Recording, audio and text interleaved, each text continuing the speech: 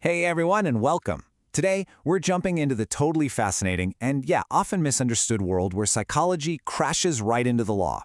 We're going to break down what forensic psychology really is, why it's so incredibly important for our justice system, and how it tries to answer some of the absolute darkest questions about why people do what they do.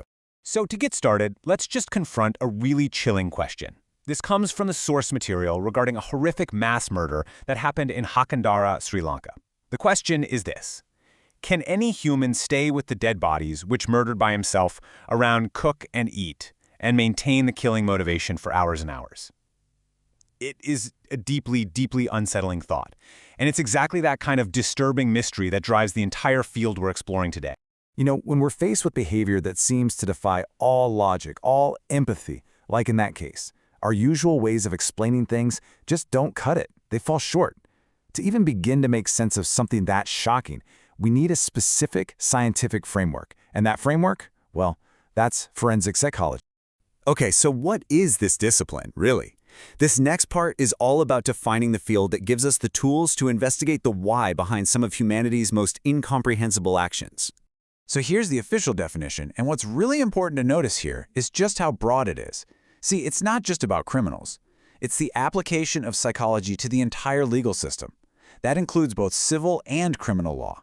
It's this mix of deep academic research and hands-on professional work, all happening right inside or alongside the court system. Now, this is a point that trips a lot of people up. You hear forensic and criminal psychology used like they're the same thing, but they're not. Criminal psychology, that zooms in real close on the offender. It's asking, what are they thinking? What are their motives? But forensic psychology, it takes the wide-angle view. It uses those insights and a whole lot more to analyze and try to improve the entire legal system itself. And, this field didn't just pop up overnight. You can actually see how it grew up. It started with academic ideas and books. Then came the invention of tools like the polygraph. Then, a huge step, a psychologist finally being allowed to testify as an expert witness.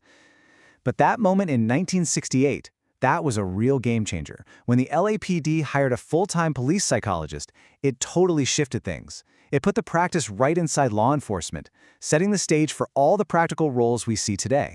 So that evolution from theory to actual practice makes you wonder, right? What do these psychologists actually do? Well, their work can be broken down into 5 main roles. It really helps to think of it like a team of specialists, where each one has a very distinct and vital job to do across the whole justice system. All right, here's the lineup for the team. You've got specialists working with the police, some who research the science of crime itself, others who are focused entirely on victims, those who operate right there in the courts, and finally, psychologists working inside our prisons and correctional facilities. So let's break down what each of these roles really looks like. First up, police psychology. This is all about supporting law enforcement from the inside out. These experts help screen new recruits to find the best possible candidates, they develop training programs for incredibly high-stress situations, and they provide absolutely essential support and counseling to officers after they've been through something traumatic. The second role, this gets to the heart of what many of us probably think of first, the psychology of crime and delinquency. This is heavily focused on research. These psychologists are the ones studying how criminal behavior even starts, what keeps it going, and, most importantly, how it might be changed. They're really trying to crack the code of the criminal mind. But of course, the justice system isn't just about the offender. That's so important to remember. The third branch, victimology, is all about the people who've been harmed by crime. These professionals study the incredible impact that crime has on a person, and they work to evaluate, treat, and support victims and witnesses who are navigating just an unbelievable amount of trauma. Next up, we have legal psychology. This is where psychology walks right into the courtroom. An expert here might consult on how to select the jury. They could offer an assessment on how reliable an eyewitness's memory really is, or conduct absolutely crucial evaluations in really sensitive child custody battles. They're there to bring psychological science to the people making the legal decisions. And finally, the story doesn't end when the gavel falls. Correctional psychology is a vital field that focuses on what happens inside prisons and after release. These psychologists are right there on the front lines of rehabilitation, providing therapy and designing programs to help inmates successfully get back into society and hopefully break that cycle of reoffending for good. Okay, so we've met the team, we know their positions, now let's see them in action. Let's look at a couple of real-world examples of how forensic psychology is actually practiced. First up is a big one, something you've probably seen 100 times in movies and on TV, offender profiling. This is the whole process of analyzing a crime scene, the evidence, the behavior, to build a kind of psychological sketch of the person who did it. For example, a profiler might look at a scene and decide if it was organized or disorganized to guess at the offender's personality, their intelligence, or how much they planned. It's a very specialized tool to help investigators narrow down their search. But it's not just about solving crimes that have already happened. This is where the field gets really proactive. There was a landmark study out of Cambridge University that followed hundreds of boys for decades, and they identified key risk factors that could predict future criminal behavior, things like early signs of aggression, hyperactivity, a tough family life. And this kind of research isn't about looking backward, it's about looking forward. It's about figuring out how to create early intervention programs that could potentially stop crime before it even happens. And that right there is its real power.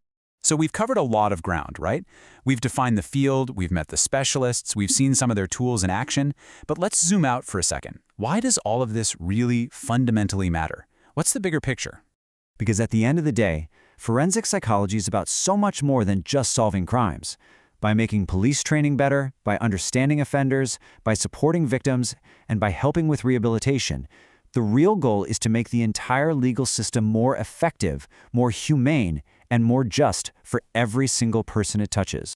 But with that kind of influence, with that kind of power, comes a huge weight of responsibility. As the field grows and its impact gets bigger, so do the really complex ethical questions. This isn't just science in a lab. It's science being used in high-stakes situations that can completely change people's lives.